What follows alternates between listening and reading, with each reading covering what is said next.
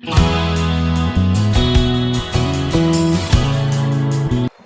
Morning, welcome to all. आज की class में आपका स्वागत है। हमारा आज का लेसन है आत्मा की शिक्षा। आत्मा की शिक्षा वास्तव में हमारे राष्ट्रपिता महात्मा गांधी द्वारा रचित उनकी आत्मकथा का एक अंश है। इस पाठ को आरंभ करने से पहले कुछ बातों की ओर आपका ध्यान आकर्षित करना चाहेंगे। जैसे कि मानव जीवन एक बृहद परिप्रेक्ष्य में देखा जाता है, इसीलिए मानव सभी प्राणियों में श्रेष्ठ है। क्यों श्रेष्ठ है? क्योंकि उसने ज्ञान अर्जित किया और अपने ज्ञान के द्वारा उसने एक सभ्यता संस्कृति का विकास किया। ज्ञान कोई भी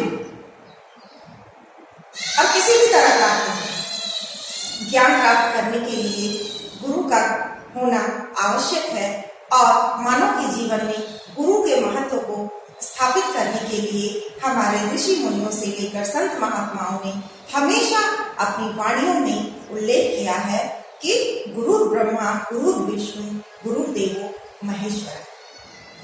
एक शिक्षार्थी को अर्थात विद्यार्थी को सदैव अपने गुरु को ईश्वर के समान सम्मान देना चाहिए, क्योंकि उस ईश्वरीय सत्ता का ज्ञान भी गुरु ही देता है। इसीलिए संत कबीर दास जी ने लिखा था, गुरु गोविंद दो खड़े काके लागे पाओ, बलिहारी गुरु आपने जित गोविंद दियो बताए।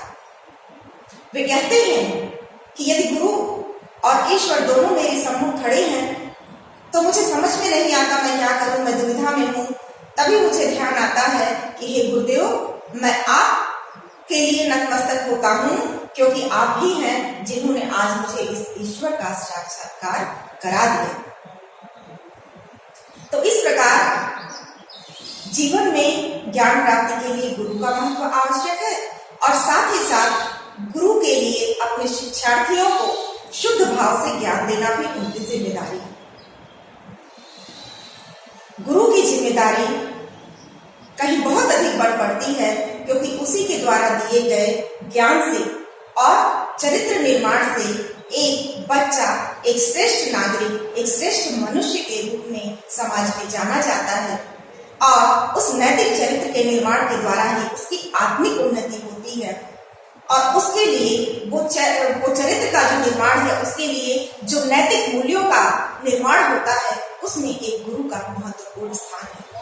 अपने पाठों के द्वारा, अपने व्यक्तिगत चरित्र के द्वारा, अपने व्यवहार के द्वारा और सामाजिक गतिविधियों के उदाहरणों के द्वारा गुरु किसी न किसी रूप में अपने छात्रों के नैतिक विकास का प्रयास आजीवन करता रहता है।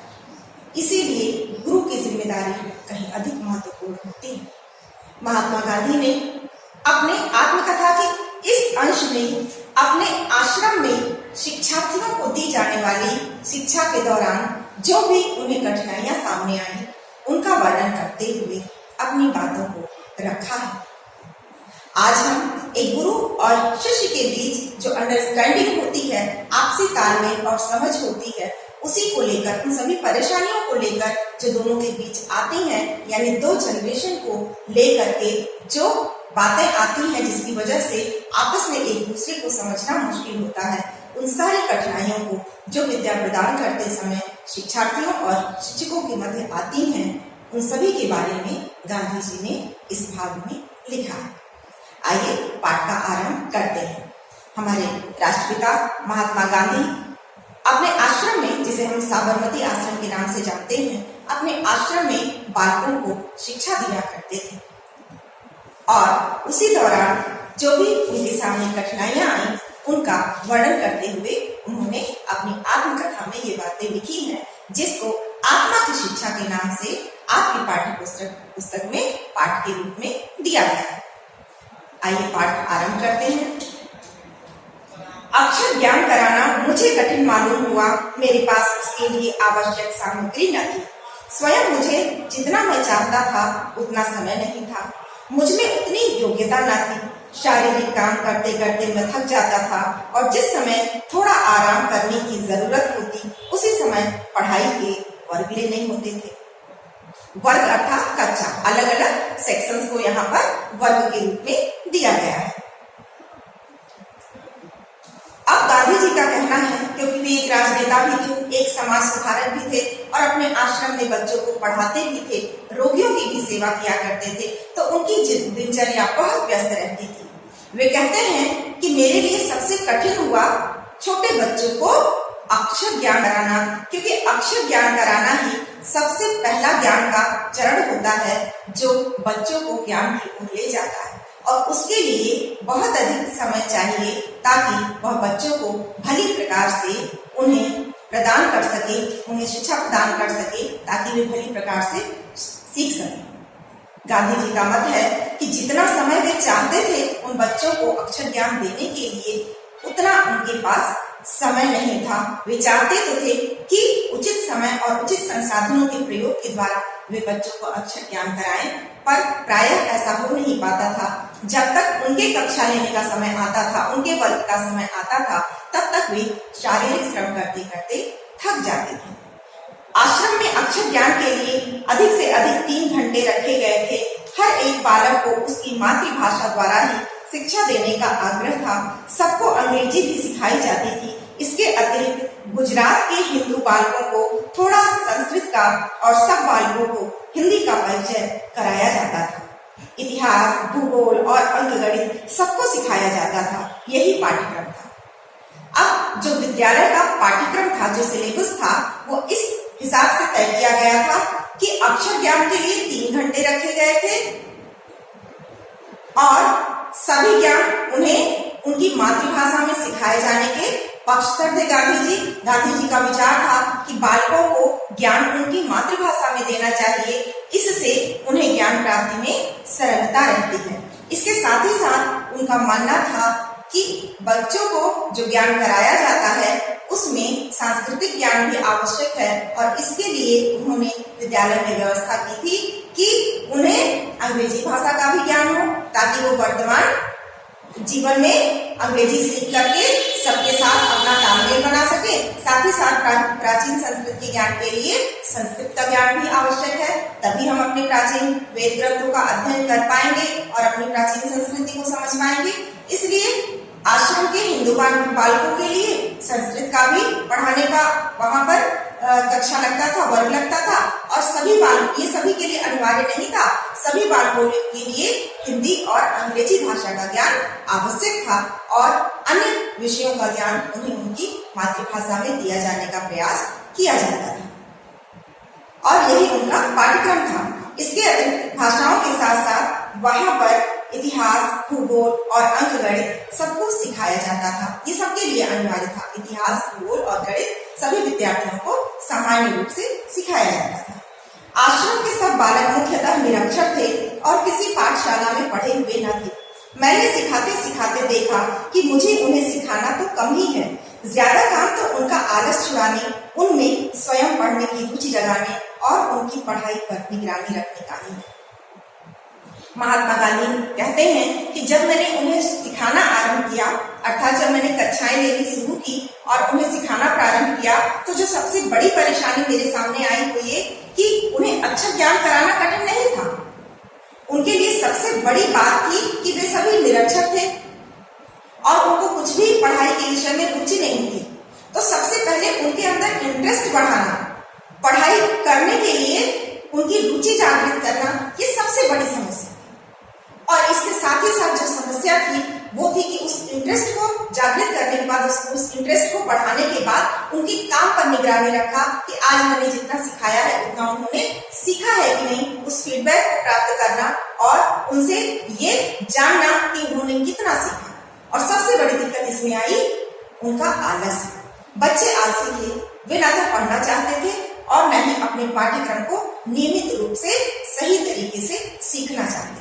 इसलिए सबसे बड़ी समस्या उनके आलस्य को छुड़ाने में और उनकी पढ़ाई पर निगरानी करने में आई, जितना कि उन्हें पाठ सिखाने में दिक्कत नहीं थी। पाठ सिखाने के साथ साथ, जैसा कि मैंने आपको कहा कि एक गुरु की जिम्मेदारी बहुत होती है अपने बालकों के चरित्र निर्माण के लिए, उनके नैतिक मूल्य, उनके चरित्र में नैतिक मूल्यों के उत्थान के लिए भी उन्हें प्रयास करना पड़ता है।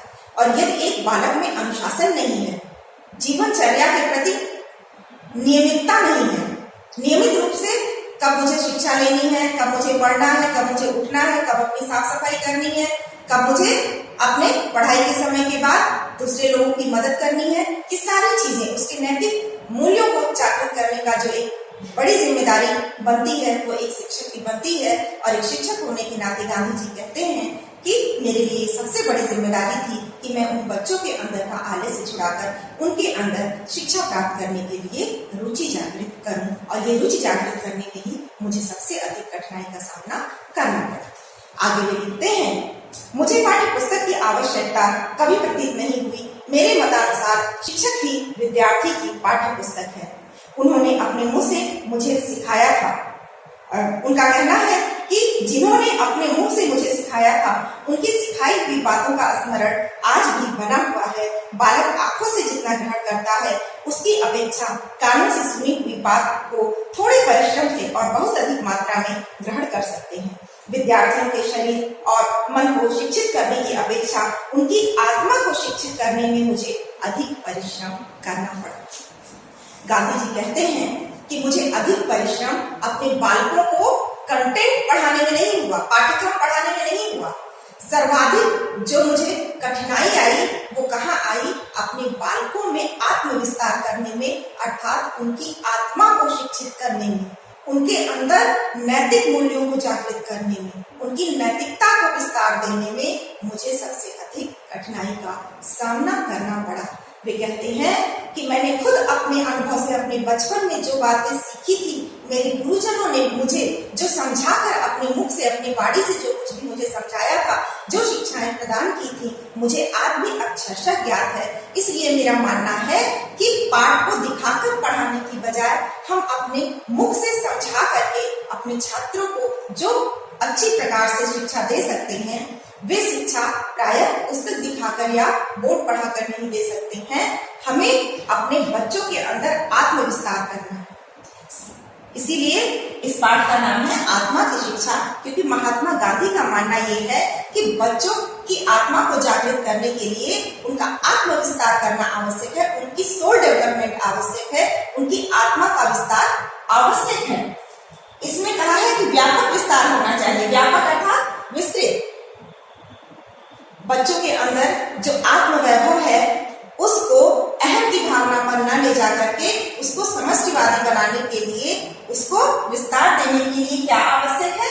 उसको विस्तृत रूप देने की आवश्यक है। और यह तभी सब संभव हो पाएगा जब उसकी आत्मा का विस्तार हो, जब उसके अंदर नैतिक मूल्यों का उत्थान हो। इसलिए उनका कहना है कि एक विद्यार्थी के जीवन में उसका शिक्षक ही उसका सबसे बड़ा आदर्श होता है और वह अपने चरित्र और व्यवहार और अपने पढ़ाने की शैली के माध्यम से बच्चों पर जो प्रभाव डालता है वह प्रभाव अक्षुण्ण होता है। अक्षुण्ण यानी कभी नष्ट न होने वाला, सदैव विद्यमान रहने वाला। वह विद्यार्थी को आजीवन याद रहता है जो शिक्षक अपने व्यक्तित्व के प्रभाव के द्वारा, अपनी बातों के द्वारा अपने शिक्षार्थी अर्थात अपने विद्यार्थी को सिखाते हैं। इन शब्दों पर ध्यान दीजिएगा। आत्मिक अर्थात आत्मा से संबंधित, जो आपकी सोल को डेवलप करे, ऐसी बातें जैसे लोगों की मदद करना। हम आपको सिखाते हैं, क्या सिखाते हैं? कि दूसरों के साथ कटु व्यवहार ना करें, झूठ ना बोले, सत्य के पथ पर चले। ये सारी बातें क्या करती हैं? ये आपका सोल डेवलपमेंट करती हैं, आपकी आत्मा का विस्तार करती है। धीरे धीरे रोज सुनते सुनते सुनते सुनते कहीं ना कहीं आप झूठ बोलते समय जरूर सोचते हैं कि हमारे शिक्षक ने, हमारे बड़ों ने हमें मना किया है कि हमें झूठ नहीं बोलना है, हमें लोगों की मदद करनी है, हमें बुरे वक्त में लोगों की सहायता करनी है, ईर्ष्या नहीं करना है। इन सभी बातों के द्वारा हमारे जो चारित्रिक निर्माण है, जो नैतिक मूल्य हैं, उनके द्वारा हमारा चारित्रिक निर्माण संभव हो पाता है और यह पीढ़ी दर पीढ़ी चलता रहता है। हर वर्ग का, हर पीढ़ी का शिक्षक अपने नए शिक्षार्थियों को सिखाता है। उन्हीं शिक्षार्थियों में से कोई वैज्ञानिक बनता है, कोई राजनीतिज्ञ बनता है, कोई सामाजिक कार्यकर्ता बनता है, कोई डॉक्टर, कोई इंजीनियर, तो कोई शिक्षक बनता है। और फिर शिक्षकों का एक नया वर्ग तैयार होता है जो अपनी अगली जनरेशन को, अगली पीढ़ी को शिक्षित करता है। शिक्षा प्रदान करने का स्वरूप भले ही बदलता रहा हो, पर शिक्षक और विद्यार्थी के बीच संबंध वही का वही रहता है, विश्वसनीयता वही की वही रहती है। इसीलिए गांधी जी का मानना है कि मेरे विचार से पाठ्य पुस्तक की अपेक्षा एक विद्यार्थी के जीवन में एक शिक्षक का महत्व, उसके पढ़ाने की शैली और उसके व्यक्तित्व का प्रभाव बहुत महत्वपूर्ण होता है, जिसको विद्यार्थी आजीवन याद रखता है। शिक्षा और शिक्षार्थियों के विषय में गांधी जी के और क्या क्या विचार हैं, इसे हम अगले भाग में पढ़ेंगे और आपको बताएंगे। तब तक के लिए प्रतीक्षा कीजिए।